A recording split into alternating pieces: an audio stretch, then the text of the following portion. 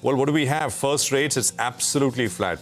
So blinking red and green, at least on the Nifty. It's more, no, actually not really definitive on the Nifty Bank as well. So it's flat actually on both. So 24,930 on the Nifty Bank at 55,960, 970.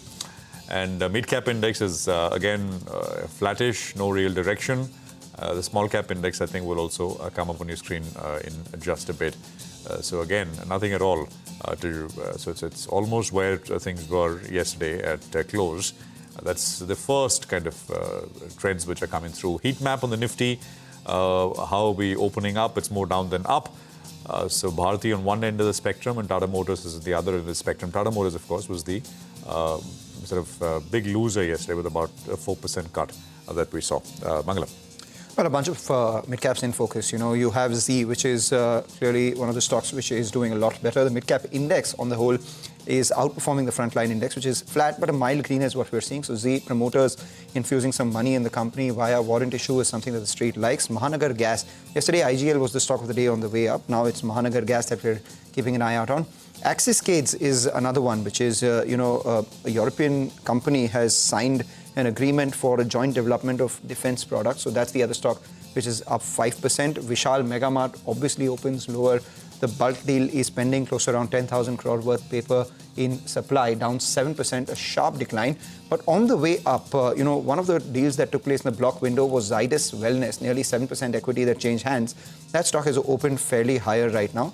So that is the one which is up by almost 2%. And apart from that, the ones which are gaining are not gaining by much. We have Godrej Properties mildly in the green. They bought 16 acres worth land in Pune. There are a couple of these other real estate companies which are spiking as well. So case in point, something like a Macrotech Developers or Oberoi Realty. But by and large, flattish with a green tinge, outperforming with a few individual stocks which are doing a lot better. Well, that's right, Mangalam.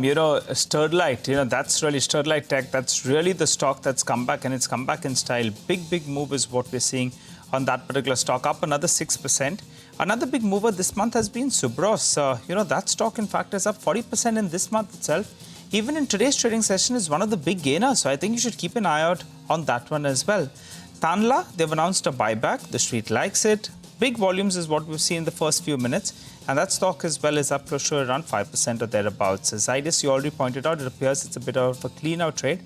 So that stock is in focus. Another one that I'm looking at is Blue Spring. Remember, this is the demerged entity that did list a few sessions ago. It's been continuously at lower circuit. Today, in fact, we're seeing some kind of reprieve on that front. And I think it's come off its lower circuit. Now it's trading with a cut of around 3.5% after multiple lower circuits, what we've seen on that particular name as well. Vishal Megamart, though, from the day's low has seen a bit of recovery, so there is some buying interest. And Hindustan Zinc, it's gone ex-dividend. The stock is not down actually 2%. It's gone ex-dividend of close to around 10 rupees. So explains why that one, in fact, now it's aligned with the futures market. It appears that it's down close to around 2% or thereabouts. Prashant. Well, absolutely flat, right? I mean, so 24,940 is where the index is trading at. So it's all about individual names. And, as we've seen over the last couple of days, no dearth of individual movers. I mean, news flow blocks, etc. So that's what's coming through at this point in time. But for now, it's a bit of a tentative kind of start. Remember, markets have done well. Last week was a negative weekly close, Friday to Friday. But before that, I think we've had an uninterrupted move on the way up. So you've got to keep that in context as well.